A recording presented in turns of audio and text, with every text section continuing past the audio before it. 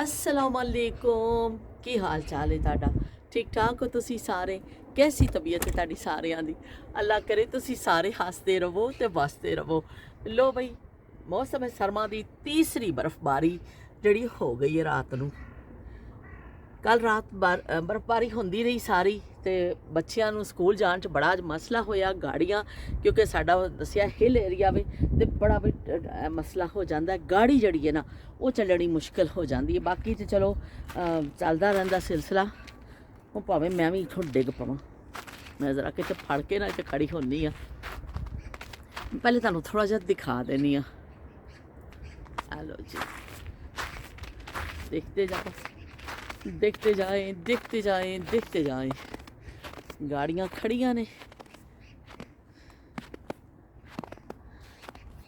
Hello जी लोग ज़्यादातर पैदल चल रहे ने साड़ी भी गाड़ी सुबह रात को असी गाड़ी इत्थे खड़ी करने अपनी ये जी जगह नज़र आ रही है लेकिन रात भी बारिश की पेशन गोई सी ते गाड़ी अगे जाके खड़ी करके आ गई सा क्योंकि इतने ढलान है तो इस ढलान में फिर मसला हो जाता है तो इस तो अगे खड़ी करके आ गए था लेकिन अगे तो भी वो गाड़ी जड़ी है ना वो नहीं निकल रही सी फिर हैलो तो वो की कहते ने वो गाड़ी नहीं निकल रही सी तो बस फिर बच्चों स्कूल फिर टैक्सी बुलानी पई फिर टैक्सी तो बच्चों छड़ के आए वो भी बच्चे पैदल चल के वो अगे तक गए पैदल तो फिर गाड़ी वही चलो भी ट्रेन भी जा रही है तो ज़्यादातर लोग जड़े ने हुण पर शुक्र है होया कि थोड़ी धुप निकल आई है हुण लेकिन धुप दे नाल बारिश जी बर्फबारी है पिघलती नहीं है ज़्यादा धुप दे नाल ज़्यादा नहीं पिघलती है धुप दे नाल नहीं पिघलेगी यह पिघलेगी बारिश अगर हो गई ना तो फटाफट फिर सारी बर्फ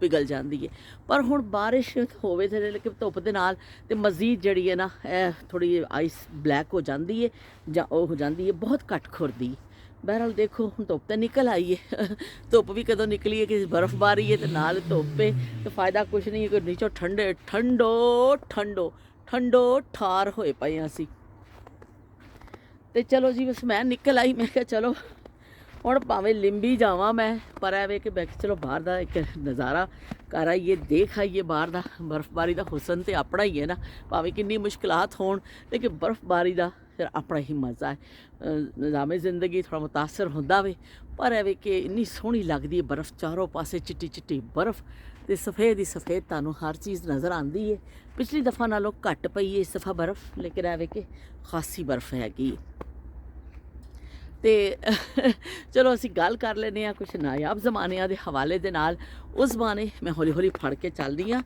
और वैसे सामने धुप आ रही है तो नज़र भी सही नहीं आ रहा तो उस जमाने कल मैसेज किया परसों कि बाजी वो जी असी अचार पाने होंगे सा जी चीज़ा वो भी गल करो ना थोड़ी कि जो गर्मियों अचार पैंदे होंगे सन तो असी करने सा तो मैं क्या चलो जी ठीक है उत्ते भी असी किसी दिन गल कर लवेंगे तो कल उस बाने किया कि मैं तो अज आलू बुखारे की आलू चटनी बनाने लगी हाँ दुआ करिए चंगी बन जाए मैं कहनी नहीं इंशाअल्लाह चंगी बनेगी चलो बई इत्थे मैं खड़ी होनी हुण तो वो फिर उस बाने इस तरह किया शब्बीर हुसैन साहब ने कराची वाली वीडियो देख के उत्ते कॉमेंट किया कि मेरे नाँ दे नाल भी जड़ा ना जड़ा हुसैन लगदा वे तो फिर काफ़ी भुलेखे लग जाते हैं कुछ लोगों को और कुछ ऐसिया चीज़ां हो जांदियां ने तो मैं शब्बीर हुसैन साहब बाकी ए बड़ी एक गलत सोच साडे विच आ गई है बड़े भले हसन हुसैन अली ये सारे काबले एहतराम जड़ियाँ हस्तियां ने तो असी बड़े शौक नाल उन्होंने नाँ रखा जाता सी मेरे ताया अबू अल्लाह जन्नत नसीब करे उन्होंने का नाम मुहम्मद हुसैन सी बड़े शौक नाल नाँ रखे जाते सन तो हुण जिहड़ा भी एक खास जड़ा निशानी बन गई कि नाँ तो ही लोग पछाण जाते हैं अच्छा यह नाम है ना तो यह फिर वो फिरका होएगा ये किन्ना दुख दिंदियां ने गल्लां बड़ियां क्योंकि साढ़े पेरेंट्स ने सानूं ये चीज़ां नहीं सिखाइयां सन जिहड़ियां अज दुनिया च हो गई ने तो बहरहाल हुण असीं ते अस ते खैर कदी फर्क नहीं कीता है साढ़े वास्ते सारे जिहड़े ने साढ़े दिलां विच भी वसदे ने ते असीं उन्हां दा एहतराम भी उन्ना ही करने तो उस तो बाद शबनम हुसैन ने जो मैसेज किया बहुत बहुत शुक्रिया शबनम शबनम जो भी आती है भी शबनम ने तालियां जरूर मेरे वास्ते बजानियां होंदियां ने ताली और हमेशा लिखते हैं एक बेहतरीन व्लॉग तो बहुत शुक्रिया शबनम तुहाडा शबनम हुसैन भी आते हैं जदों तो वो फिर उन्होंने भी लिखिया कि ਟ੍ਰੇਨ ਸਫ਼ਰ ਵੀ ਉਹਨਾਂ ਨੇ ਬੜਾ ਪਸੰਦ ਕੀਤਾ ਸੀ। ਕਹਿੰਦੇ ਵੀ ਅਸੀਂ ਵੀ ਇਸ ਤਰ੍ਹਾਂ ਹੀ ਪਿੰਡੀ ਤੋਂ ਆਉਂਦੇ ਹੁੰਦੇ ਸਾਂ ਨਾਨਕੇ ਕਰਾਚੀ, ਅਤੇ ਬੜਾ ਮਜ਼ਾ ਆਉਂਦਾ ਸੀ। ਅਤੇ ਲੋਟੇ ਵੱਲੋਂ ਤਾਂ ਬੜਾ ਖੁਸ਼ ਹੋਏਗਾ ਵੀ ਤੁਸੀਂ ਲੋਟੇ ਦੀ ਜਿਹੜੀ ਗੱਲ ਕਰ ਦਿੱਤੀ ਹੈ ਨਾ, ਇਹ ਬੜੀ ਚੰਗੀ ਕੀਤੀ ਹੈ। ਅਤੇ ਲੋਟਾ ਤਾਂ ਸਦਾ ਬਹਾਰ ਆਈਟਮ ਹੈ ਸ਼ਬਨਮ। ਅਤੇ ਉਸ ਤੋਂ ਬਾਅਦ ਉਹਨਾਂ ਨੇ ਵੀ ਕਰਾਚੀ ਵਾਲੀ ਗੱਲ ਜੇ ਦੇਖੀ ਤਾਂ ਉਹਨਾਂ ਨੇ ਕਿਹਾ ਕਿ ਮੈਨੂੰ ਬੜਾ ਮਜ਼ਾ ਆਇਆ, ਬਹੁਤ ਅੱਛਾ ਵਲੌਗ ਸੀ ਤੁਹਾਡਾ। ਪਰ ਐਵੇਂ ਕਿ ਮੈਂ ਕਦੀ ਅਬਦੁੱਲਾ ਸ਼ਾਹ ਕਾਜ਼ੀ ਦੇ ਮਜ਼ਾਰ 'ਤੇ ਗਈ ਨਹੀਂ ਹਾਂ। ਹੁਣ ਜਦੋਂ ਵੀ ਮੈਂ ਗਈ ਨਾ ਤਾਂ ਮੈਂ ਜਾਣਾ ਜ਼ਰੂਰ ਹੈ। ਅਤੇ ਚਲੋ ਜੀ ਠੀਕ ਹੈ, ਕਰਾਚੀ ਦੀਆਂ ਯਾਦਾਂ, ਪਿਆਰੀਆਂ ਯਾਦਾਂ, ਸੋਹਣਾ ਸ਼ਹਿਰ ਸਾਡਾ ਪਿਆਰਾ। ਅਤੇ ਉਹ ਜੋ ਦੇਖ ਸਕੇ। ਅਤੇ ਸ਼ਬੀਰ ਹੁਸੈਨ ਸਾਹਿਬ ਨੇ ਕਿਹਾ ਮੈਂ ਇੱਕ ਦਫਾ ਕਰਾਚੀ ਗਿਆ ਅਤੇ ਬਸ ਵਹੀ ਸਵੇਰੇ ਗਿਆ ਅਤੇ ਸ਼ਾਮ ਦੀ ਫਲਾਈਟ 'ਤੇ ਵਾਪਸ, ਅਤੇ ਜ਼ਿਆਦਾ ਨਹੀਂ ਦੇਖ ਸਕੇ। ਚਲੋ ਸ਼ਬੀਰ ਹੁਸੈਨ ਸਾਹਿਬ ਤੁਸੀਂ ਕਦੀ ਹੁਣ ਕਦੀ ਤੁਹਾਨੂੰ ਮੌਕਾ ਮਿਲੇ ਤੁਸੀਂ ਜਾਈਓ ਅਤੇ ਜ਼ਰੂਰ ਦੇਖਿਓ। ਅਤੇ ਉਜ਼ਮਾ ਨੇ ਕੀ ਮੈਸੇਜ ਕੀਤਾ, ਉਜ਼ਮਾ ਨੇ ਮੈਸੇਜ ਕੀਤਾ, ਇਹ ਵਾਲੀ ਵੀਡੀਓ ਥਲੇ ਮੇਰੀ ਉਹਨੇ ਉਜ਼ਮਾ ਨੇ ਦੇਖੀ ਨਹੀਂ ਹੈ ਕਰਾਚੀ ਦੇ ਵਾਲੀ। ਅਤੇ ਬਾਕੀ ਉਹਨਾਂ ਨੇ ਜਿਹੜਾ ਕੱਲ੍ਹ ਉੱਤੇ ਕੀਤਾ ਸੀ ਕਿ ਬਈ ਅਸੀਂ ਲੰਡੇ ਤੋਂ ਮੀਂਹ ਬੈਗ ਲਿਆ ਕੇ ਦਿੰਦੇ ਸਨ, ਅਸੀਂ ਕੋਈ ਡਿਮਾਂਡ ਨਹੀਂ ਕਰਦੇ ਸਾਂ। 10ਵੀਂ ਕਲਾਸ 'ਚ ਜਾ ਕੇ ਸਾਨੂੰ ਫਿਰ ਜਿਹੜੀਆਂ ਚੀਜ਼ਾਂ ਮਿਲੀਆਂ। ਅਤੇ ਵਾਕਈ ਉਜ਼ਮਾ ਉਹ ਦੌਰ ਕਿੰਨਾ ਅੱਛਾ ਸੀ ਕਿ ਜਦੋਂ ਬੱਚੇ ਡਿਮਾਂਡਸ ਨਹੀਂ ਕਰਦੇ ਸਨ। ਉਹ ਦੌਰ ਬਚਪਨ ਦਾ ਕਿੰਨਾ ਪਿਆਰਾ ਦੌਰ ਸੀ ਜਦੋਂ ਸਾਨੂੰ ਡਿਮਾਂਡ ਕਰਨ ਦਾ ਪਤਾ ਹੀ ਨਹੀਂ ਸੀ। ਜੋ ਮਾਂ ਬਾਪ ਨੇ ਲੈ ਦਿੱਤਾ ਨਾ, ਬਸ ਉਹ ਸਾਡੇ ਵਾਸਤੇ ਕੀਮਤੀ ਵੀ ਹੋ ਜਾਂਦਾ ਸੀ, ਸਾਡੇ ਵਾਸਤੇ ਅਸੀਂ ਉਹਨੂੰ ਪਿਆਰ ਵੀ ਉਸ ਚੀਜ਼ ਨੂੰ ਕਰਨੇ ਸਾਂ। ਕਦੀ ਅੱਗੋਂ ਅਸੀਂ ਡਿਮਾਂਡ ਨਹੀਂ ਕੀਤੀ ਸੀ। ਪਤਾ ਨਹੀਂ ਉਹ ਜ਼ਮਾਨਾ ਐਸਾ ਸੀ, ਉਹ ਬੱਚੇ ਐਸੇ ਸਨ, ਕੀ ਸੀ ਮੈਨੂੰ ਤਾਂ ਸਮਝ ਨਹੀਂ ਲੱਗਦੀ, ਇਹ ਸੱਚੀ ਗੱਲ ਹੈ। ਅਤੇ ਉਸ ਜ਼ਮਾਨੇ ਜਿਹੜੀ ਫਰਮਾਇਸ਼ ਕੀਤੀ ਕਿ ਬਈ ਅਚਾਰ ਚਟਣੀਆਂ ਪੈਂਦੀਆਂ ਸਨ। ਦੇਖੋ ਇੰਨੀ ਸਰਦੀ ਅਤੇ ਅਚਾਰ ਚਟਣੀਆਂ ਨੇ, ਗਰਮੀ ਦਾ ਆਈਟਮ। ਪਰ ਫਿਰ ਵੀ ਗੱਲ ਕਰ ਲੈਣੀ ਹੈ। ਗੱਲ ਕਰਨ 'ਚ ਕੀ ਹੈ, ਆਪਣੇ ਬਚਪਨ ਨੂੰ ਕਦੀ ਵੀ ਤੁਸੀਂ ਯਾਦ ਕਰ ਸਕਦੇ ਹੋ।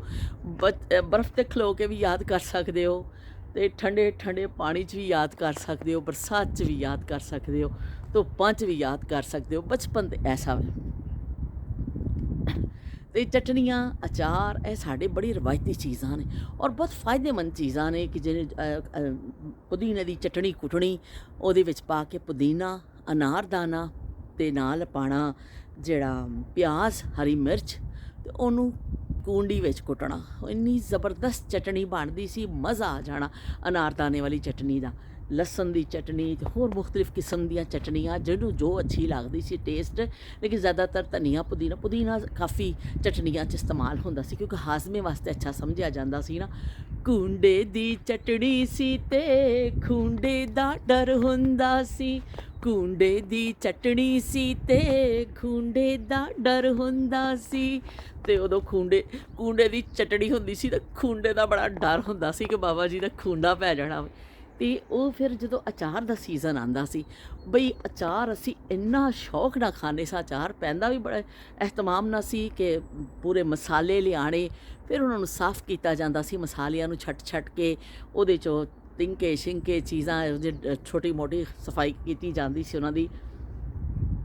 ਫਿਰ ਕੀ ਕਹਿੰਦੇ ਨੇ, ਮਰਤਬਾਨ ਜਿਹੜੇ ਹੁੰਦੇ ਸਨ ਉਹ ਮਰਤਬਾਨ ਸਾਫ਼ ਕਰਕੇ ਰੱਖਣੇ। ਫਿਰ ਅੰਬ ਕੱਟ ਕੇ ਆਉਂਦੇ ਸਨ, ਅੰਬ ਨੂੰ ਇਸ ਤਰ੍ਹਾਂ ਮੰਜੀ 'ਤੇ ਖਿਲਾਰਿਆ ਜਾਂਦਾ ਸੀ। ਸਾਡੇ ਫੁੱਫੋ ਪਾਉਂਦੇ ਹੁੰਦੇ ਸਨ, ਜਨਤ ਨਸੀਬ ਕਰੇ। ਅਤੇ ਉਹ ਫਿਰ ਅਚਾਰ ਅਸੀਂ ਫੁੱਫੋ ਪਾਉਣਾ, ਬੜੇ ਅਸੀਂ ਸ਼ੌਕ ਨਾਲ ਦੇਖਣਾ। ਫੁੱਫੋ ਨੇ ਫਿਰ ਅੰਬ ਦਾ ਅਚਾਰ ਵੀ ਪਾਉਣਾ ਅਤੇ ਦੂਸਰੇ ਮਿਰਚ ਦਾ ਵੀ ਵਿੱਚ ਪੈਂਦਾ ਵੇ। ਪਰ ਸਭ ਤੋਂ ਜ਼ਿਆਦਾ, ਸਭ ਤੋਂ ਅੱਛਾ ਆਈਟਮ ਜਿਹੜਾ ਫੁੱਫੋ ਦੇ ਹੱਥ ਦਾ ਮੈਨੂੰ ਲੱਗਦਾ ਸੀ, ਅੰਬ ਅਤੇ ਅਚਾਰ ਤਾਂ ਸਾਰੇ ਹੀ ਮੈਨੂੰ ਚੰਗੇ ਲੱਗਦੇ ਨੇ। ਪਰ ਫੁੱਫੋ ਜਿਹੜੇ ਪਾਉਂਦੇ ਸਨ ਲਸੂੜਿਆਂ ਦਾ ਅਚਾਰ, ਓਏ ਹੋਏ ਇੰਨੇ ਮਜ਼ੇਦਾਰ ਲਸੂੜਿਆਂ ਦਾ ਅਚਾਰ ਹੁੰਦਾ ਸੀ। ਔਰ ਮੇਰੇ ਅੱਬੂ ਅੱਲਾ ਜਨਤ ਕਰੇ ਆਪਣੀ ਭੈਣ ਦੇ ਹੱਥ ਦਾ ਲਸੂੜਿਆਂ ਦਾ ਅਚਾਰ ਜ਼ਰੂਰ ਖਾਂਦੇ ਸਨ। ਫੁੱਫੋ ਨੇ ਫਿਰ ਬਾਕੀ ਅੰਬ ਦਾ ਪਾਉਣਾ, ਸਾਰੇ ਅੰਬ ਦਾ ਖਾਂਦੇ ਸਨ, ਪਰ ਭਰਾ ਵਾਸਤੇ ਫਿਰ ਉਹਨਾਂ ਨੇ ਲਸੂੜਿਆਂ ਦਾ ਅਚਾਰ ਪਾਉਣਾ ਕਿ ਮੇਰੇ ਭਰਾ ਨੂੰ ਬੜਾ ਸ਼ੌਕ ਹੈ ਲਸੂੜਿਆਂ ਦੇ। ਅਤੇ ਅਸੀਂ ਵੀ ਬੜੇ ਸ਼ੌਕ ਨਾਲ ਖਾਣਾ। ਅੱਬੂ ਨੇ ਇੰਨਾ ਖੁਸ਼ ਹੋ ਜਾਣਾ ਜਦੋਂ ਫੁੱਫੋ ਦੇ ਘਰੋਂ ਅਚਾਰ ਆਉਣਾ ਨਾ, ਅੱਬੂ ਨੇ ਕਹਿਣਾ ਆਪਾਂ ਦੇ ਘਰੋਂ ਆਇਆ ਲਸੂੜੇ, ਲਿਆਓ ਵੀ ਮੈਨੂੰ ਦਿਓ। ਅਤੇ ਅੱਬੂ ਨੇ ਫਿਰ ਜਿੰਨੇ ਦਿਨੋਂ ਚੱਲਣਾ ਅਚਾਰ ਉਹ ਖਾਣਾ, ਕਿਉਂਕਿ ਲਸੂੜੇ ਵੀ ਸਾਰੇ ਖਾਸ ਸੀਜ਼ਨ 'ਚ ਆਉਂਦੇ ਨੇ। ਇਸ ਤਰ੍ਹਾਂ ਅੰਬ ਦਾ ਵੀ ਖਾਸ ਸੀਜ਼ਨ ਹੈ, ਉਦੋਂ ਪੈਂਦਾ ਅਚਾਰ। ਪਰ ਲੋਕ ਇਸ ਤਰ੍ਹਾਂ ਅਚਾਰ ਪਾ ਕੇ ਚਾਟੀਆਂ ਵਿੱਚ, ਵੱਡੀ ਵੱਡੀ ਚਾਟੀਆਂ 'ਚ ਹੀ ਪੈਂਦਾ ਸੀ। ਮਰਤਬਾਨ ਵੀ ਹੁੰਦੇ ਸਨ ਜਿਨ੍ਹਾਂ ਦੀ ਫੈਮਲੀਆਂ ਬੜੀਆਂ, ਅਸੀਂ ਖਾਲਾ ਕੋ ਜਾਂਦੇ ਸਾਂ, ਇਹਨਾਂ ਦੀਆਂ ਬੜੀਆਂ ਚਾਟੀਆਂ ਵਿੱਚ ਅਚਾਰ ਪੈਂਦਾ ਸੀ। ਉਹ ਫਿਰ ਇਸ ਤਰ੍ਹਾਂ ਹੁੰਦਾ ਸੀ ਕਿ ਉਦੋਂ ਜ਼ਮਾਨਾ ਇਸ ਤਰ੍ਹਾਂ ਸੀ ਕਿ ਲੋਕ ਆਪਣੇ ਸਾਦਗੀ ਦਾ ਦੌਰ ਸੀ। ਦੁਪਹਿਰ ਨੂੰ ਰੋਟੀ ਜਿਹੜੀਆਂ ਸਵੇਰੇ 2-4 ਰੋਟੀਆਂ ਵੱਧ ਪਕਾ ਕੇ ਰੱਖ ਦੇਣੀਆਂ ਚੰਗੇਰ 'ਚ, ਅਤੇ ਫਿਰ ਜਿਹਨੂੰ ਦੁਪਹਿਰੇ ਭੁੱਖ ਲੱਗਣੀ ਨਾ ਤਾਂ ਉਹਨੇ ਅਚਾਰ ਕੱਢਣਾ ਅਤੇ ਚਲੋ ਵੀ ਰੋਟੀ ਖਾ ਲਵੋ, ਅਤੇ ਫਿਰ ਰੋਟੀ ਸ਼ਾਮੀ ਬਾਕੀ ਸਾਲਨ ਸੁਲਨ ਸ਼ਾਮ ਨੂੰ ਪੱਕੇਗਾ। ਅਤੇ ਬਾਕੀ ਦਾਲ ਚਾਵਲ ਪੱਕਦਾ ਸੀ ਨਾਲ ਅਚਾਰ, ਪਰਾਠੇ ਦੇ ਨਾਲ ਅਚਾਰ। ਅਚਾਰ ਤਾਂ ਇੰਨਾ ਆਈਟਮ ਹੈ ਨਾ ਜ਼ਰੂਰੀ ਬਈ ਸਾਡੀਆਂ ਜ਼ਿੰਦਗੀਆਂ 'ਚ ਕਿ ਗੱਲ ਛੱਡ ਦਿਓ। ਸਾਡੇ ਘਰ ਹਾਲੇ ਵੀ ਅਚਾਰ ਆਉਂਦਾ ਵੇ, ਬੱਚੇ ਸ਼ੌਕ ਨਾਲ ਖਾਂਦੇ ਨੇ। ਯੂਸਫ, ਮੁਸਤਫਾ ਸਾਰੇ ਅਸੀਂ ਉਹਦੇ ਨਾਲ ਪਰਾਠੇ ਨਾਲ ਅਚਾਰ ਅੰਬ ਦਾ ਸ਼ੌਕ ਨਾਲ ਖਾਂਦੇ ਨੇ। ਮੈਨੂੰ ਮਿਰਚ ਦਾ ਅਚਾਰ ਬੜਾ ਪਸੰਦ ਹੈ, ਬਹੁਤ ਜ਼ਿਆਦਾ ਪਸੰਦ ਹੈ ਮਿਰਚ ਦਾ ਅਚਾਰ, ਅਤੇ ਮੈਂ ਬਹੁਤ ਸ਼ੌਕ ਨਾਲ ਖਾਂਦੀ ਹਾਂ। ਅੰਬ ਨਾਲੋਂ ਵੀ ਜ਼ਿਆਦਾ ਨਾ ਮਿਰਚ ਦਾ। ਬਚਪਨ 'ਚ ਅੰਬ ਬਹੁਤ ਖਾਦੇ।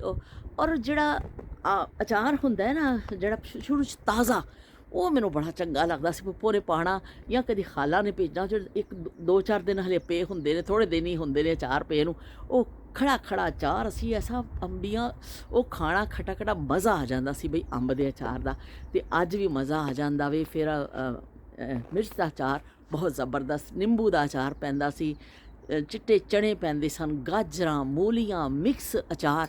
ਹਰ ਅਚਾਰ 'ਤੇ ਤੁਸੀਂ ਜਿਹੜੀ ਚੀਜ਼ ਦਾ ਮਰਜ਼ੀ ਪਾ ਲਓ। ਲਸਣ ਦਾ ਅਚਾਰ ਬੜਾ ਲੋਕ ਪਾਉਂਦੇ ਨੇ, ਬਹੁਤ ਫਾਇਦੇਮੰਦ ਹੁੰਦਾ। ਅਚਾਰ ਵੈਸੇ ਕਿਸੇ ਵੀ ਸ਼ਕਲ 'ਚ ਹੋਵੇ, ਕੋਈ ਵੀ ਹੋਵੇ, ਉਹਨੂੰ ਲੋਕ ਖਾਂਦੇ ਨੇ ਸ਼ੌਕ ਦੇ ਨਾਲ। ਔਰ ਸਪੈਸ਼ਲੀ ਜਿਹੜਾ ਦਾਲ ਚਾਵਲ ਦੇ ਨਾਲ ਤਾਂ ਬੜਾ ਹਿੱਟ ਆਈਟਮ ਹੈ ਬਈ। ਦਾਲ ਚਾਵਲ ਤੁਸੀਂ ਪਕਾਏ ਨੇ ਘਰ ਵਿੱਚ ਅਤੇ ਜ਼ਰੂਰ ਨਾਲ ਲੋਕ ਪਾਪੜ ਵੀ ਤਾਲਦੇ ਨੇ, ਅਤੇ ਨਾਲ ਜਿਹੜਾ ਅਚਾਰ ਕੱਢ ਕੇ ਰੱਖਦੇ ਨੇ। ਸਾਡੇ ਘਰ ਵੀ ਹਾਲੇ ਤੱਕ ਵੀ ਅਚਾਰ ਇਸਤੇਮਾਲ ਹੁੰਦਾ ਵੇ। ਅਤੇ ਵਾਕਈ ਉਹ ਜ਼ਮਾਨੇ ਕਿੰਨੇ ਨਾਯਾਬ ਜ਼ਮਾਨੇ ਸਨ, ਉਹ ਜ਼ਮਾਨੇ ਕਿੰਨੇ ਚੰਗੇ ਜ਼ਮਾਨੇ ਸਨ। ਬਸ ਡਿੱਗ ਨਾ ਪਵਾਂ, ਬਸ ਇਹ ਦੁਆ ਕਰਿਓ। ਅਤੇ ਉਹ ਜਿਹੜਾ ਅਚਾਰ ਘਰਾਂ 'ਚ ਪੈਂਦੇ ਸਨ, ਹੁਣ ਅੱਜ ਕੱਲ੍ਹ ਘਰਾਂ 'ਚ ਵੀ ਪੈਂਦੇ ਨੇ, ਪਰ ਇਹ ਵੀ ਕਿ ਰੈਡੀਮੇਡ ਦਾ ਜ਼ਿਆਦਾ ਹਿਸਾਬ ਆ ਗਿਆ ਵੇ ਕਿ ਲੋਕ ਜਾਂਦੇ ਨੇ, ਜਾ ਕੇ ਉੱਥੋਂ ਲੈ ਕੇ ਆ ਜਾਂਦੇ ਨੇ। ਜਿਹੜੀਆਂ ਸ਼ੌਪਸ ਵਗੈਰਾ ਨੇ, ਹਰ ਕੰਪਨੀ ਨੇ ਕੱਢ ਦਿੱਤੇ ਨੇ, ਆਪਣੇ ਮਸ਼ਹੂਰ ਕੰਪਨੀਆਂ ਨੇ, ਉਹਨਾਂ ਨੇ ਕੱਢ ਦਿੱਤੇ ਨੇ ਅਚਾਰ। ਅਤੇ ਚਲੋ ਵੀ ਲੋਕ ਇੱਕ ਡੱਬਾ ਖਰੀਦਿਆ ਅਤੇ ਆ ਗਏ, ਕੋਈ ਮਸਲਾ ਨਹੀਂ ਹੈ, ਅਚਾਰ ਦਾ ਕੋਈ ਮਸਲਾ ਨਹੀਂ ਹੈ। ਅਤੇ ਇਸ ਤਰ੍ਹਾਂ ਫਿਰ ਅਚਾਰ ਦੀ ਹੁੰਦੇ ਲੇਕਿਨ ਹਾਲੇ ਵੀ ਜਿਹਨਾਂ ਘਰਾਂ 'ਚ ਪੈਂਦੇ ਨੇ, ਉਹਨਾਂ 'ਚ ਖਾਸੇ ਲੋਕ ਆਪਣਾ ਅਚਾਰ ਪਾ ਕੇ ਸਾਲ ਭਰ ਦਾ ਰੱਖਦੇ ਨੇ। ਆਪਣੀ ਜ਼ਰੂਰੀਅਤ ਦੇ ਹਿਸਾਬ ਨਾਲ ਲੋਕ ਅਚਾਰ ਪਾਉਣਾ ਨਹੀਂ ਭੁੱਲਦੇ। ਅੰਬ ਦਾ ਸੀਜ਼ਨ ਆਉਂਦੇ ਹੀ ਫਿਕਰ ਲੱਗ ਜਾਂਦੀ ਹੈ ਅਚਾਰ ਪਾਉਣ ਵਾਲਿਆਂ ਨੂੰ ਕਿ ਛੇਤੀ ਕਰੋ ਵੀ, ਜਲਦੀ ਕਰੋ ਅਚਾਰ ਡਾਲ ਲੈ, ਅਤੇ ਸ਼ੋਰ ਪੈ ਜਾਂਦਾ ਵੇ। ਅਤੇ ਅੰਬ ਦੇ ਹੀ ਸੀਜ਼ਨ ਵਿੱਚ ਅੰਬ ਦਾ ਮੁਰੱਬਾ ਵੀ ਪੈਂਦਾ ਸੀ। ਜਦੋਂ ਅੰਬੀਆਂ ਕੱਚੀਆਂ ਹੁੰਦੀਆਂ ਨੇ ਅਤੇ ਅੰਬ ਦਾ ਮੁਰੱਬਾ, ਓਏ ਹੋਏ, ਅੰਬ ਦਾ ਮੁਰੱਬਾ ਵੀ ਜਿਹਨਾਂ ਨੇ ਖਾਧਾ ਵੀ, ਸਾਰੇ ਮੁਰੱਬੇ ਵੀ ਬੜੀ ਕਿਸਮ ਦੇ ਪੈਂਦੇ ਨੇ। ਗਾਜਰ ਦਾ ਮੁਰੱਬਾ, ਸੇਬ ਦਾ ਮੁਰੱਬਾ, ਅੰਬ ਦਾ ਮੁਰੱਬਾ, ਹੜ ਦਾ ਮੁਰੱਬਾ, ਬੜੀ ਚੀਜ਼ਾਂ ਦੇ ਮੁਰੱਬੇ ਪੈਂਦੇ ਨੇ। ਪਰ ਜਿਹੜਾ ਅੰਬ ਦਾ ਮੁਰੱਬਾ ਵੀ ਨਾ ਬੜਾ ਹੀ ਜ਼ਬਰਦਸਤ ਹੁੰਦਾ ਵਾ। ਸਾਡੇ ਘਰ ਅੰਬ ਦਾ ਇੱਕ ਬੂਟਾ ਸੀ। ਜਦੋਂ ਸ਼ੁਰੂ 'ਚ ਸਾਡਾ ਘਰ ਸੀ, 2 ਬੂਟੇ ਸਨ, ਇੱਕ ਪਿਛਲੇ ਪਾਸੇ, ਇੱਕ ਵੱਡਾ ਵਿਹੜਾ ਸੀ। ਅਸੀਂ ਫਿਰ ਮੈਂ ਅਤੇ ਮੇਰੀ ਕਜ਼ਨ ਨੇ ਅੰਬੀਆਂ ਜਦੋਂ ਲੱਗਣੀਆਂ ਨਾ, ਉਹ ਬੂਰ ਪੈਣਾ ਉਦੋਂ ਤੋਂ ਅਸੀਂ ਸ਼ੁਰੂ ਹੋ ਜਾਣਾ। ਸੱਚੀ ਹੋ ਪੁਕਾਰ ਬਚ ਜਾਂਦੀ ਸੀ, ਅੰਬੀਆਂ ਦੇ ਬੂਟਿਆਂ ਨੂੰ ਲੱਗ ਗਿਆ ਬੂਰਨੀ, ਰੁੱਤ ਏ ਮਿਲਾਪਾਂ ਵਾਲੀ, ਚੰਨ ਮੇਰਾ ਦੂਰ ਨੀ। ਅਤੇ ਰੁੱਤ ਮਿਲਾਪਾਂ ਵਾਲੀ ਅਤੇ ਚੰਨ ਦੂਰ ਹੈ, ਅਤੇ ਅਸੀਂ ਅੰਬੀਆਂ ਜਿਵੇਂ ਬੂਰ ਆਉਂਦਾ ਸੀ, ਛੋਟੇ ਫੁੱਲ ਆ ਜਾਂਦੇ ਸਨ, ਉਹਦੇ ਵਿੱਚੋਂ ਇਹ ਗ੍ਰੀਨ ਨੁਕਤਾ ਬਣਦਾ ਸੀ, ਔਰ ਉਹ ਹੀ ਫਿਰ ਅੰਬ ਬਣਨਾ ਸ਼ੁਰੂ ਹੋ ਜਾਂਦਾ ਸੀ। ਅਸੀਂ ਬਈ ਨਜ਼ਰ ਪੈਣੀ ਜਦੋਂ ਬੂਰ 'ਤੇ ਸ਼ੋਰ ਪਾ ਦੇਣਾ ਕਿ ਬਈ ਬੂਰ ਪੈ ਗਿਆ। ਫਿਰ ਅਸੀਂ ਇੰਤਜ਼ਾਰ ਕਰਨਾ ਸ਼ੁਰੂ ਕਰ ਦੇਣਾ ਕਿ ਚਲੋ ਬਈ ਹੁਣ ਅੰਬੀ ਬਣੇਗੀ, ਫਿਰ ਅਸੀਂ ਖਾਵਾਂਗੇ। ਅੰਬ ਦਾ ਇੰਤਜ਼ਾਰ ਘੱਟ ਹੁੰਦਾ ਸੀ, ਉਦੋਂ ਅੰਬੀਆਂ ਦਾ ਇੰਤਜ਼ਾਰ ਹੁੰਦਾ ਸੀ। ਫਿਰ ਮੈਂ ਅਤੇ ਮੇਰੀ ਕਜ਼ਨ ਨੇ ਜਿਹੜੀ ਅੰਬੀ ਡਿੱਗ ਪੈਣੀ ਜਾਂ ਨਜ਼ਰ ਬਚਾ ਕੇ ਅਸੀਂ ਤੋੜ ਲੈਣੀ, ਅਤੇ ਫਿਰ ਅਸੀਂ ਉਹਨੂੰ ਛਿੱਲ ਕੇ ਉਹਨੂੰ ਬਰੀਕ ਕੱਟਣਾ, ਅਤੇ ਫਿਰ ਅਸੀਂ ਲੂਣ ਮਿਰਚ ਪਾ ਕੇ ਨਾ ਖਾਣਾ। ਇੰਨਾ ਮਜ਼ਾ ਆਉਂਦਾ ਸੀ ਉਸ ਅੰਬੀ ਖਾਣ ਦਾ ਕਿ ਹੁਣ ਅਗਰ ਮੈਂ ਸੋਚ ਰਹੀ ਹਾਂ, ਮੈਂ ਗਲਾ ਇਜਾਜ਼ਤ ਨਹੀਂ ਦਿੰਦਾ ਕਿ ਅੰਬੀ ਕਦੀ ਖਾਵਾਂਗੀ, ਲੇਕਿਨ ਬੜੀਆਂ ਅੰਬੀਆਂ ਖਾਧੀਆਂ ਨੇ ਬਚਪਨ ਵਿੱਚ। ਅਤੇ ਇਸ ਤਰ੍ਹਾਂ ਫਿਰ ਅੰਬੀ ਜਿਹੜੀ ਸਾਡੇ ਬੂਟਿਆਂ ਤੋਂ ਜਿਹੜੇ ਅੰਬ ਡਿੱਗ ਜਾਣੇ ਨਾ, ਜਿਹੜੇ ਸਵੇਰੇ ਉੱਠਣਾ ਅਤੇ ਅੰਬ ਡਿੱਗੇ ਹੁੰਦੇ ਸਨ, ਅਤੇ ਅੰਮੀ ਨੇ ਕਹਿਣਾ ਕਿ ਚਲੋ ਲਿਆਓ ਤੁਹਾਨੂੰ ਮੁਰੱਬਾ ਪਾ ਦਿੰਦੀ ਹਾਂ। ਠੰਡ ਬਹੁਤ ਹੈ, ਸਾਹ ਮੇਰਾ ਫੁੱਲ ਗਿਆ, ਭਾਵੇਂ ਮੈਂ ਇੱਥੇ ਲੱਗੀ ਜਾਵਾਂ। ਅਤੇ ਉਹ ਫਿਰ ਅੰਬੀ ਦੇ ਅੰਬ ਦਾ ਅਚਾਰ ਜਿਹੜਾ ਵੇ ਨਾ, ਮੁਰੱਬਾ ਉਹ ਪਾਉਣਾ, ਅੰਬਾਂ ਨੂੰ ਉੱਪਰੋਂ ਛਿੱਲ ਕੇ ਅਤੇ ਕਤਲੇ ਕਰਨੇ। ਫਿਰ ਉਹਨੂੰ ਅੰਮੀ ਨੇ ਉਬਾਲਣਾ, ਕਿਸ ਤਰ੍ਹਾਂ ਮੇਰੇ ਖਿਆਲ ਉਬਾਲਦੇ ਹੁੰਦੇ ਸਨ ਥੋੜ੍ਹਾ ਜਿਹਾ, ਫਿਰ ਚਾਸ਼ ਬਣਾ ਕੇ ਉਹਦੇ ਵਿੱਚ ਪਾ ਦੇਣਾ। ਤੇ ਇੰਨਾ ਮਜ਼ੇ ਦਾ ਅਚਾਰ ਲੱਗਣਾ ਬਈ, ਉਹਦੇ ਵਿੱਚ ਇਲਾਚੀ ਵੀ ਪਾ ਦੇਣੀ ਅੰਮੀ ਨੇ। ਓਏ ਹੋਏ, ਅਸੀਂ ਤਾਂ ਬਈ ਇਸ ਤਰ੍ਹਾਂ ਕਤਲੀਆਂ ਫੜ ਫੜ ਕੇ ਖਾਣੀਆਂ। ਸਵੇਰੇ ਉੱਠ ਕੇ ਨਾ ਹਰ ਦੂਸਰੇ ਦਿਨ ਸਾਡੇ ਘਰ ਮੁਰੱਬਾ ਬਣ ਜਾਂਦਾ ਸੀ ਅੰਬ ਦਾ, ਕਿਉਂਕਿ ਜਿਹੜੇ ਅੰਬੀਆਂ ਫਿਰ ਡਿੱਗਦੀਆਂ ਸਾਨੂੰ ਜ਼ਾਇਆ ਨਹੀਂ ਕਰਨੀਆਂ ਹੁੰਦੀਆਂ, ਅੰਮੀ ਨੇ ਸਾਨੂੰ ਮੁਰੱਬਾ ਬਣਾ ਦੇਣਾ ਤੇ ਅਸੀਂ ਫਿਰ ਉਹ ਮਜ਼ੇ ਲੈ ਲੈ ਕੇ ਖਾਣੀਆਂ। ਮੁਰੱਬੇ ਦੇ ਨਾਲ ਪਰਾਠੇ ਦੇ ਨਾਲ ਵੀ ਤੁਸੀਂ ਮੁਰੱਬਾ ਖਾਓ ਨਾ ਅੰਬ ਵਾਲਾ, ਤੇ ਨਾਸ਼ਤਾ ਕਰੋ, ਉਹ ਬਹੁਤ ਮਜ਼ੇ ਦਾ ਲੱਗਦਾ। ਤੇ ਅਸੀਂ ਬਚਪਨ 'ਚ ਅੰਬੀਆਂ, ਮੁਰੱਬੇ ਤੇ ਅਚਾਰ ਤੇ ਇਹ ਗੰਦੀਆਂ ਛਾਵਾਂ ਜਿੰਨੀਆਂ ਨੇ ਨਾ ਅਸੀਂ ਬੜੀਆਂ ਖਾਦੀਆਂ ਨੇ। ਅੱਬੂ ਨੇ ਹਮੇਸ਼ਾ ਮੈਨੂੰ ਜਦੋਂ ਅੰਬੀਆਂ ਦਾ ਸੀਜ਼ਨ ਆਉਂਦਾ ਹੈ ਜਾਂ ਮੈਂ ਅੰਬੀ ਦੇਖਣੀ ਆ ਕਿਤੇ, ਤੇ ਮੈਨੂੰ ਫੌਰਨ ਅੱਬੂ ਯਾਦ ਆ ਜਾਂਦੇ ਨੇ। ਅੱਬੂ ਨੇ ਕਹਿਣਾ ਤੁਹਾਡਾ ਗਲਾ ਖਰਾਬ ਹੋ ਜਾਏਗਾ, ਨਾ ਖਾਇਆ ਕਰੋ। ਤੇ ਪਰ ਐ ਵੀ ਕਿ ਉਹ ਦੌਰ ਐਸਾ ਹੁੰਦਾ ਸੀ, ਅਸੀਂ ਅੱਬੂ ਤੋਂ ਨਜ਼ਰ ਬਚਾ ਕੇ ਖਾਣੀ ਅੰਬੀ, ਕਿ ਅੰਬੀ ਦਾ ਇੰਨਾ ਸ਼ੌਕ ਹੁੰਦਾ ਸੀ। ਤੇ ਉਹ ਅਚਾਰ, ਉਹ ਅੰਬੀਆਂ, ਉਹ ਸਭ ਕੁਛ। ਹਾਲੇ ਮੈਂ ਪਾਕਿਸਤਾਨ ਹੋਵਾਂ ਤੇ ਮੈਂ ਫਿਰ ਮੇਰੀ ਸਿਸਟਰ ਪਾਉਂਦੇ ਨੇ, ਮੈਂ ਇੱਕ ਦਫਾ ਕੋਸ਼ਿਸ਼ ਕੀਤੀ ਅਚਾਰ ਪਾਉਣ ਦੀ, ਅੱਲਾ ਐਡਾ ਭੈੜਾ ਅਚਾਰ ਪਿਆ, ਉਹ ਸਾਰਾ ਸੜ ਗਿਆ, ਕਾਲਾ ਸਿਆਹ ਹੋ ਗਿਆ। ਪਤਾ ਨਹੀਂ ਮੈਂ ਕੀ ਗਲਤੀ ਕਰ ਲਈ। ਤੇ ਮੇਰੀ ਬਾਕੀ ਸਿਸਟਰ ਪਾਉਂਦੀਆਂ ਨੇ, ਬੜਾ ਅੱਛਾ ਅਚਾਰ ਪਾਉਂਦੀਆਂ। ਨਿੰਬੂ ਦਾ ਅਚਾਰ ਮੇਰੀ ਖਾਲਾ ਪਾਉਂਦੇ ਸਨ, ਓਏ ਹੋਏ ਇੰਨਾ ਮਜ਼ੇ ਦਾ। ਮੇਰੀ ਅੰਮੀ ਵੀ ਨਿੰਬੂ ਦਾ ਅਚਾਰ ਬਹੁਤ ਪਾਉਂਦੇ ਸਨ। ਅੱਲਾ ਜੰਨਤ ਨਸੀਬ ਕਰੇ ਮੇਰੀ ਅੰਮੀ ਨੂੰ। ਅੰਮੀ ਕਹਿੰਦੇ ਮੈਨੂੰ ਸਾਰਿਆਂ ਤੋਂ ਚੰਗਾ ਨਿੰਬੂ ਦਾ ਅਚਾਰ ਲੱਗਦਾ। ਅੰਮੀ ਨੇ ਆਪਣੇ ਵਾਸਤੇ ਫਿਰ ਨਿੰਬੂ ਦਾ ਅਚਾਰ ਪਾਉਣਾ, ਤੇ ਉਹ ਫਿਰ ਇਸ ਤਰ੍ਹਾਂ ਕੀ ਕਹਿੰਦੇ ਨੇ ਯਾਦਾਂ ਵਾਬਸਤਾ ਨੇ। ਤੇ ਮੈਨੂੰ ਕੀ ਕਹਿੰਦੇ ਨੇ ਇਸ ਤਰ੍ਹਾਂ ਅਸੀਂ ਜਿਹੜੀ ਅੰਬ ਦੇ ਹਵਾਲੇ ਦੇ ਨਾਲ ਚੀਜ਼ਾਂ ਨਿੰਬੂ ਦਾ ਅਚਾਰ ਵੀ ਪਾਉਣਾ। ਤੇ ਮੈਂ ਗੱਲ ਹੀ ਭੁੱਲ ਗਈ, ਦੇਖੋ ਗੱਡੀ ਆਈ ਨਾ, ਗੱਲ ਹੀ ਭੁੱਲ ਗਈ। ਉਹ ਅਸੀਂ ਫਿਰ ਅੰਬੀਆਂ ਖਾਣੀਆਂ ਤੇ ਜਿਹੜੀ ਚੀਜ਼ਾਂ, ਤੇ ਮੈਨੂੰ ਉਸ ਹਵਾਲੇ ਦੇ ਨਾਲ ਮੇਰੇ ਅੱਬੂ ਵੀ ਯਾਦ ਆਉਂਦੇ ਨੇ, ਅੰਮੀ ਵੀ ਯਾਦ ਆਉਂਦੇ ਨੇ ਕਿ ਕਿਸ ਤਰ੍ਹਾਂ ਉਹ ਲੋਕ ਸਨ ਜਿਹੜੇ ਸਾਦਗੀ ਦਾ ਦੌਰ ਸੀ ਕਿ ਰੋਟੀ ਅਚਾਰ ਦੇ ਨਾਲ ਖਾ ਲਈ ਜਾਂਦੀ ਸੀ, ਕੋਈ ਨਖਰਾ ਨਹੀਂ ਹੁੰਦਾ ਸੀ। ਸਾਦੀ ਰੋਟੀ ਹੈ, ਕੋਈ ਗੱਲ ਨਹੀਂ। ਤੰਦੂਰ ਦੀ ਰੋਟੀ ਤੇ ਘਿਓ ਨਾਲ ਚੋਪੜੀ ਹੋਵੇ ਤੇ ਨਾਲ ਹੋਵੇ ਅਚਾਰ, ਤੇ ਤੁਸੀਂ ਆਰਾਮ ਨਾਲ ਰੋਟੀ ਖਾ ਲਵੋ, ਕੋਈ ਨਖਰਾ। ਅੱਜ ਕੱਲ੍ਹ ਬਰਗਰ, ਪੀਜ਼ੇ, ਉਹਨਾਂ ਦਾ ਦੌਰ ਹੈ। ਲੋਕ ਜਿਹੜੇ ਨੇ ਹੁਣ ਅਚਾਰ ਨੂੰ ਇੱਕ ਆਈਟਮ ਦੇ ਤੌਰ 'ਤੇ ਲੈਂਦੇ ਨੇ, ਪਰ ਇਸ ਤਰ੍ਹਾਂ ਨਹੀਂ ਕਿ ਉਹਦੇ ਨਾਲ ਰੋਟੀ ਖਾ ਲਵੋ ਤੁਸੀਂ। ਹਲੇ ਵੀ ਪਿੰਡਾਂ ਥਾਵਾਂ 'ਚ ਇਸ ਤਰ੍ਹਾਂ ਹੀ ਹੈ, ਜਿਹੜੇ ਹਾਲੀ ਹਾਲ ਕੰਮ ਕਰਦੇ ਨੇ, ਜਿਹੜੇ ਖੇਤਾਂ ਵਿੱਚ ਜਿਹੜੇ ਉਹ ਵਿਚਾਰੇ ਅਚਾਰ ਪਾ ਕੇ ਰੱਖ ਲੈਂਦੇ ਨੇ, ਫਿਰ ਉਹ ਆਪਣੀ ਰੋਟੀ ਦੇ ਨਾਲ ਅਚਾਰ ਦੇ ਨਾਲ ਰੋਟੀ ਖਾ ਲਈ। ਤੇ ਬਹੁਤ ਮਜ਼ੇ ਦੀ ਜਿਹੜੀ ਅਚਾਰ ਹੈ ਚੀਜ਼ ਕਹਿ ਲਓ ਜਾਂ ਕੀ ਕਹਿ ਲਵੋ, ਆਈਟਮ ਕਹਿ ਲਵੋ, ਕਿ ਬਹੁਤ ਮਜ਼ੇਦਾਰ। ਤੇ ਅਸੀਂ ਬਚਪਨ 'ਚ ਬਹੁਤ ਅਚਾਰ ਖਾਦਾ, ਲਸੂੜੇ ਕਾ ਅਚਾਰ, ਲੀਮੂ ਕਾ ਅਚਾਰ, ਤੇ ਜਿਹੜੇ ਮਿਕਸ ਅਚਾਰ, ਅੰਬ ਦਾ ਅਚਾਰ, ਅੰਬ ਦੇ ਮੁਰੱਬੇ ਤੇ ਚਟੜੀਆਂ। ਤੇ ਸਾਡਾ ਬਚਪਨ ਇਹਨਾਂ ਚੀਜ਼ਾਂ ਦੇ ਨਾਲ ਹੀ ਜਿਹੜਾ ਨਾ ਗੁਜ਼ਰਿਆ ਵੇ। ਅਸੀਂ ਭਰਪੂਰ ਖਾਧੀਆਂ ਤੇ ਭਰਪੂਰ ਲੁਤਫ ਉਠਾਇਆ। ਤੇ ਹੁਣ ਮੈਂ ਚੱਲਾਂ, ਮੇਰੇ ਪੈਰ ਯਕੀਨ ਮੰਨੋ ਹੋ ਗਏ ਜੇ ਫਰੀਜ਼ਿੰਗ ਟੈਂਪਰੇਚਰ ਹੈ, -5 ਹੈ ਸ਼ਾਇਦ। ਔਰ ਮੇਰੀ ਦੀਦਾ ਦਲੇਰੀ ਦੇਖੋ ਕਿ ਮੈਂ ਕਿਸ ਤਰ੍ਹਾਂ ਬਾਹਰ ਨਿਕਲ ਆਈ ਹਾਂ। ਹੁਣ ਅੰਦਰ ਜਾਵਾਂ ਤੇ ਭਾਵੇਂ ਮੈਂ ਲਿੰਬੀ ਜਾਵਾਂ, ਕਿਉਂਕਿ ਪੈਰ ਮੇਰੇ ਸ਼ਦੀਦ ਠੰਡੇ ਹੋ ਗਏ ਨੇ। ਤੇ ਬਹਿਰਹਾਲ ਬਰਫ਼ ਤੇ ਚੱਲ ਕੇ ਮੁਸਤਕਿਲ ਚੱਲ ਰਹੀ ਹੈ, ਇੰਨੀ ਦੇਰ ਦੀ ਤੁਹਾਡੇ ਨਾਲ ਗੁਫ਼ਤਗੂ ਹੋ ਰਹੀ ਹੈ ਤੇ ਬਰਫ਼ ਤੇ ਚੱਲ ਰਹੀ ਹਾਂ, ਤੇ ਫਿਰ ਇਹ ਤਾਂ ਹੋਣਾ ਹੀ ਥਾ, प्यार तो होना ही था, प्यार तो होना ही था। ਤੇ ਇਹ ਬੂਟੇ ਪਿੱਛੇ ਬੜੇ ਸੋਹਣੇ ਲੱਗਦੇ ਨੇ, ਮੇਰੇ ਫੇਵਰਟ ਬੂਟੇ ਨੇ। ਮੈਂ ਤੁਹਾਨੂੰ ਦਿਖਾਨੀ ਆ, ਇਹ ਦੇਖੋ ਉੱਤੇ ਜਾਨਵਰ ਬੈਠੇ ਨੇ ਤੇ ਆਵਾਜ਼ਾਂ ਆ ਰਹੀਆਂ ਨੇ, परिंदे बैठे ने। और इस तरह लगता है, मैं जब अपनी खिड़की चो भी देखनी, ऐसा लगता है कोई सीनरी है, एक पत्ता भी नहीं है, और ऐसा लगता है कोई सीनरी। वाकई रब ने जिहड़ी भी चीज़ बनाई है वो शाहकार ही है। वो की कहते ने रब की बनाई हर कुदरत के नज़ारे देखो तो वाकई शाहकार ने चीज़ां। आसमान देखो और धुप देखो, असीं इन्ने दिन तो तरस रहे सन धुप नूं कि धुप निकले, तो अज धुप निकली है तो वो नाल ते उस धुप का उस तरह मज़ा नहीं असी उठा पा रहे कि जिस तरह आम अगर धुप निकलती तो, क्योंकि हुण इन्नी ठंडक है बाहर तो धुप का भी नहीं। बस दुआ कर रहे हैं कि अल्लाह करे कि अज जड़ा वे बारिश हो जाए। बारिश दी दुआ मंग रहे हैं ताकि कल बच्चों को स्कूल जाने च आसानी होवे, क्योंकि अज भी टैक्सी भी जड़ी आई है, बहुत पिछे टैक्सी रुकी और फिर बच्चे उत्थे तक पैदल चल के गए। और वापसी तो भी शायद यही सिलसिला होएगा कि गाड़ी साड़ी जड़ी है बहुत स्लिप हो रही सी। तो बहरहाल देखो चलो हुण चलने आ, अंदर चलने आ। तो यह यादां ने बचपन दियां लोज़मा। तुहाडी फरमाइश पूरी मैं कीती। अज असी चटनी और वो ठंड में देखो, यह भी कमाल है ना, इस जून जुलाई की गर्मियां च अचार पैंदे ने अंब दे। ਤੇ ਸ਼ਦੀਦ ਗਰਮੀ ਹੁੰਦੀ ਹੈ ਤੇ ਮੈਂ ਇੱਥੇ ਬਰਫ਼ 'ਚ ਖੜੇ ਹੋ ਕੇ ਤੇ ਅਸੀਂ ਅਚਾਰ ਦੀਆਂ ਗੱਲਾਂ ਕੀਤੀਆਂ ਨੇ। ਤੇ ਦੇਖ ਲਓ ਬਚਪਨ ਕਿੰਨਾ ਪਿਆਰਾ ਹੁੰਦਾ ਵੇ ਕਿ ਇਨਸਾਨ ਕਿਤੇ ਵੀ ਖੜੇ ਹੋ ਕੇ, ਠੰਡ ਹੋਵੇ ਕੁਝ ਵੀ ਹੋਵੇ, ਉਹਦੀਆਂ ਗੱਲਾਂ ਕਰ ਲੈਂਦਾ ਵੇ। ਤੇ ਇਹ ਯਾਦਾਂ ਮੁੱਕਣੀਆਂ ਨਹੀਂ ਤੇ ਨਾ ਹੀ ਮੁੱਕਣ ਦੇਣੀਆਂ ਨੇ ਤੇ ਨਾ ਹੀ ਅਸੀਂ ਇਹਨਾਂ ਨੂੰ ਭੁੱਲਣਾ ਵੀ। ਤੇ ਬਸ ਇਸ ਤਰ੍ਹਾਂ ਹੀ ਜ਼ਿੰਦਗੀ ਚੱਲਦੀ ਰਹੇਗੀ ਤੇ ਇੱਕ ਦਿਨ ਅਸੀਂ ਚਾਹ ਪਾਵਾਂਗੇ ਕਵਰੇ। ਤੇ ਚਲੋ ਬਈ ਅੱਲਾ ਅੱਲਾ ਤੇ ਖੈਰ ਸੱਲਾ, ਕਿਉਂਕਿ ਬੰਦਾ ਜਿਹੜਾ ਦੁਨੀਆ 'ਚ ਆਇਆ ਵੇ, ਜਿਹੜਾ ਇਨਸਾਨ ਉਹਨੇ ਜਾਣਾ ਵੀ ਹੈ, ਮੌਤ ਪਰ ਹੱਕ ਹੈ। ਤੇ ਅਸੀਂ ਕਿਹੜਾ ਹਮੇਸ਼ਾ ਲਈ ਆਏ ਹਾਂ, ਅਸੀਂ ਵੀ ਜਾਣ ਵਾਸਤੇ ਹੀ ਆਏ ਹਾਂ। ਤੇ ਬਸ ਫਿਰ ਹੁਣ ਚੱਲਣੀ ਆ।